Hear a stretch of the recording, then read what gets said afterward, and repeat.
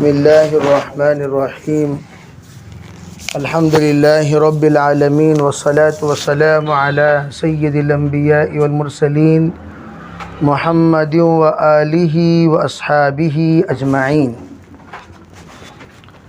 محترم معزز بھائیوں، بزرگوں، پردہ نشی محترم خواتین، اللہ تعالیٰ نے اپنے فضل سے، اپنے کرم سے ہمیں اپنے راستے میں قبول کیا، اور یہ اللہ کے راستے میں نکلنا اور نکالنے کا اصل مقصد ہمارے اندر دینی جذبہ پیدا ہو۔ ہمارے حضرت مولانا داؤد صاحب رحمۃ اللہ علیہ فرمایا کرتے تھے، مستورات میں ہجرت نصرت سیکھنے کے لیے ہے۔ مستورات میں ہجرت نصرت سیکھنے کے لیے ہے، اسی لیے واپسی کے بعد کارگزاری لیا کرتے تھے۔ پوچھتے تھے، بتاؤ بھئی تمہارے مستورات نے کیا عزائم کیا؟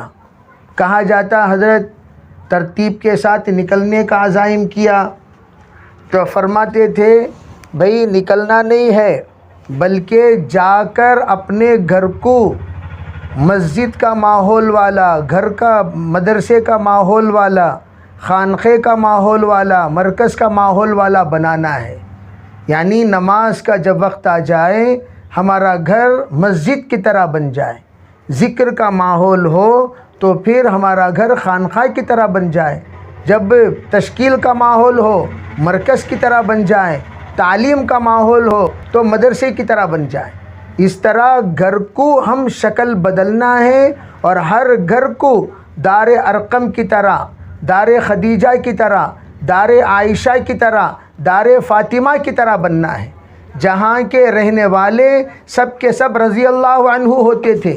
حضرت علی کا گھر، علی بھی رضی اللہ عنہ ہیں، فاطمہ بھی رضی اللہ عنہ ہیں، حسن بھی رضی اللہ عنہ ہیں، اور حسین بھی رضی اللہ عنہ ہیں۔ اسی طریقے سے ہم اپنے گھر کے افراد پر ایسی محنت کرنی ہے، ہمارا خاندان آفتاب اند، پورا خاندان، پورا گھرانے کے افراد سب کے سب سورج بن جائیں۔ ماشاءاللہ اسی عزائم کے ساتھ آپ حضرات کا یہاں آنا ہوا، تو ہم اللہ سے خوب دعائیں مانگیں۔ ایک مرتبہ ہمارے ایک بزرگ کہنے لگے کہ بھئی جس حضرت حاجرہ علیہ السلام ہی کی قربانی کی برکت ہے، اللہ جل جلالہ امن والہ نے نسلوں کو قبول فرمایا۔ چنانچہ تاریخ کی کتاب اٹھا کر دیکھیں کہ آپ کو یہ بات معلوم ہوگی کہ انبیاء کی کل تعداد 1,24,000 ہے، تو آدھے سے زیادہ انبیاء حضرت حاجرہ اور حضرت سارہ کے نسل میں پیدا ہوئے۔ حضرت حاجرہ کی قربانی ہجرت والی، اور حضرت سارہ کی قربانی نصرت والی، اور ہجرت والی میں اللہ تعالیٰ نے سید الانبیاء جناب محمد رسول اللہ صلی اللہ علیہ وسلم کو پیدا فرمایا، اور نصرت والی میں کریم ابن الکریم ابن الکریم ابن الکریم فرمایا۔ چاروں سلسلے کی نبوت اللہ نے نصرت والی میں عطا فرمائی۔ کون کون تھے وہ؟ یوسف علیہ السلام، ان کے والد یعقوب علیہ السلام، ان کے والد اسحاق علیہ السلام، ان کے والد ابراہیم علیہ السلام۔ تو نصرت والی قربانی میں بھی نبوت والی قبولیت ہے، ہجرت والی قربانی میں نبوت والی قبولیت ہے، تو دونوں قبولیت کے ساتھ ہم لوگوں کو چلنا ہے، جینا ہے۔ ماشاءاللہ آپ 3 دن اللہ کے راستے میں آئی ہوئی ہیں، اور اس سے پہلے بھی ماشاءاللہ چلہ لگا چکی ہیں، اور حج کا سفر بھی اللہ نے اپنے فضل سے کروایا۔ یہ تمام ماحول آپ دیکھ کر آئیں تو آپ کے دل کے اندر ایک طلب پیدا ہو، ایک تڑپ پیدا ہو، ایک رونا اللہ کے سامنے روئیں، یا اللہ ہمارے نسلوں کو تو قبول فرما، اور ہمارے خواتین کے اندر فکر پیدا فرما، تمام بہنوں کے اندر یا اللہ یہ فکر منتقل فرما کہ ہر ایک اپنے شوہر کو، اپنے بچوں کو تشکیل فرما کر ان کو منانے والے بنے۔ ماشاءاللہ خواتین کی تشکیل میں اللہ نے ایسی تاثیر دی ہے کہ خواتین میں کہ حضرت حوا جو تمام خواتین کی ماں، انہوں نے کیا کیا؟ انہوں نے تشکیل فرما کر حضرت آدم کو ہمیشہ کے لیے دنیا میں اتار لیا، تو ان کی تشکیل پر ہمیشہ کی تشکیل ہو گئی۔ تو علماء فرماتے ہیں آدم کے بیٹوں کو حوا کی بیٹیاں تشکیل کریں گی تو اس کا اثر پڑے گا۔ تو حوا کی بیٹیاں کہاں ہیں؟ وہ آپ ہی حضرات ہیں۔ تو آپ تشکیل کریں، جیسے کہ میں اکثر کہا کرتا ہوں، فرج نے سو گھر میں فریجاں آ گئے، فین نیشو گھرا میں فین آ گئے، واشنگ مشین نیشو گھرا میں واشنگ مشین آ گئے، یہ سب آپ کی تشکیلوں کی برکتیں ہیں۔ تو اسی طریقے سے چلہ جس گھر میں نہیں لگائے چلہ لگنے والے بن جائیں، 4 مہینے نہیں لگائے 4 مہینے لگانے والے بن جائیں، مستورات میں نہیں نکلے مستورات میں نکلنے والے بن جائیں، عشرہ میں نہیں نکلے عشرے میں نکلنے والے بن جائیں۔ آپ کی تشکیل، ابھی کل میں ایک عمرے کے لیے روانہ کر رہا تھا ایک صاحب کو، وہ کہنے لگے حضرت میں تو اتنی ہمت نہیں کر سکا کہ عمرہ جانے کی، لیکن میری بیگم کی 2 سال کی تشکیل کی برکت سے آج میں عمرہ نکل رہا ہوں۔ بار بار میری بیگم تشکیل، تو پتہ چلا عورتیں جب کسی چیز کو ٹھان لیتی ہیں، وہ چھوڑیے، ایک صاحب کہنے لگے کہ میں یہاں سے جس وقت خریقستان کی کارگزاری بتا رہا ہوں، میں جب دعوت میں لگا کر آیا تو میری بیگم نے کہا آپ نے دعوت میں وقت لگا کر تو آ گئے، لیکن ہم لوگوں کو کب لگاؤ گے؟ چنانچہ میں ان کے ساتھ وقت لگایا، وقت لگانے کے بعد میرے دل کے اندر داعیہ پیدا ہوا، مجھے دین سیکھنا چاہیے۔ میں دین سیکھنے کے لیے ہمارے علماء کرام کو تلاش کیا، ہمارے علماء کرام کے پاس کوئی جگہ ایسی نہیں تھی، کوئی مقام ایسا نہیں تھا، کوئی ایسی فرصت میں نہیں تھے جو مجھے دین کی پوری تعلیم دے سکیں۔ تو میں نے مشورہ کیا، مشورہ کرنے کے بعد کہا بھئی آپ مصر چلے جائیں، رشیا سے کہاں چلے جائیں؟ مصر۔ تو میری بیگم نے کہا جب آپ جا رہے ہیں ہم بھی آئیں گے، تو میری بیگم نے پوری پریوار کی تشکیل کر لی اور میری بھی تشکیل کر لی۔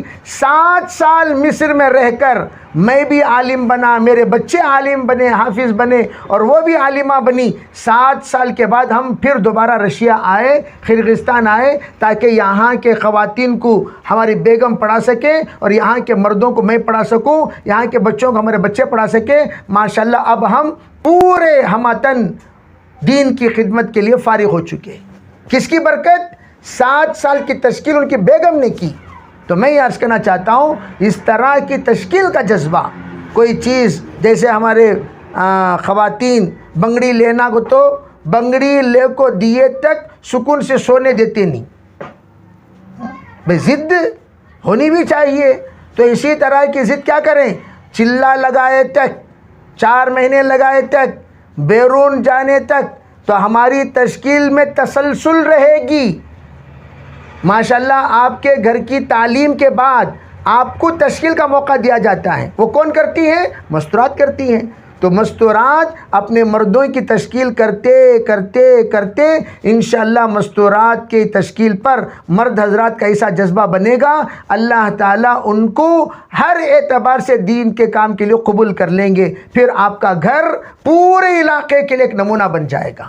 انشاءاللہ سب خواتین ہماری نیت کریں، ارادے فرمائیں، عزائم کریں، انشاءاللہ اس طرح ہم یہاں پر آئے ہوئے ہیں، یہاں بھی ایک تشکیل کی جماعت آپ حضرات کو بنانا آسان۔ اس لیے میں ایک بات کہتا ہوں کہ 4 طرح کی تشکیلیں ہماری عورتیں کریں، خالی ایک تشکیل نہیں، ہمیشہ 4 پرچیاں بننا۔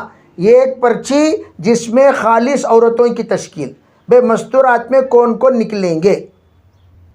دوسری تشکیل جس میں مردوں کی تشکیل، مستورات میں تشکیل کرنے کے بعد مردوں کی، کون کون اپنے مردوں کو اللہ کے راستے میں بھیجیں گے، 3 دن کے لیے، چلے کے لیے، 4 مہینے کے لیے تشکیل کرو۔ تیسرا کالم، کون کون اپنے گھر کو جماعت لیں گے، کون کون اپنے گھر میں جماعت لیں گے، جماعت کون کون لیں گے ایک، اور کون کون اپنے طرف سے کتنے گھروں میں تعلیم شروع کریں گے۔ کیا بھئی؟ ایک تو اپنے گھر میں جماعت لینا اور ایک اپنے طرف سے تعلیم شروع کرنا۔ جیسے مثلا ماشاءاللہ ہر خاتون کی سہیلیاں ہوتی ہیں، بھئی اپنے گھر میں ماشاءاللہ تعلیم شروع کی تو آپ دوسرے کو تشکیل کرو، تیسرے کو تشکیل کرو، چوتھے کو تشکیل کرو۔ انشاءاللہ آپ کے ذریعے سے ماہانہ 5 گھر میں بھی تعلیم شروع ہو گئی تو ماشاءاللہ کارگزاری کتنی بڑھے گی بھائی۔ مستورات میں مستورات ہی کی تشکیل چلتی ہے، مردوں کی تشکیل کر کو تو دیکھ لیا ہم لوگ کیا حالت ہوتی ہے ہماری، بھئی جلدی تعلیم کی تعداد بڑھتی نہیں۔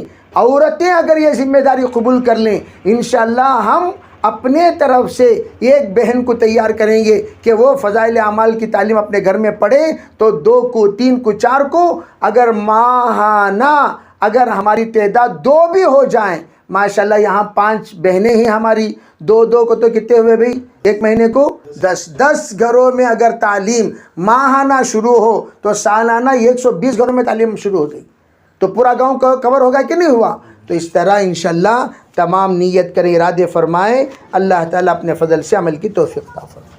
لک الحمد۔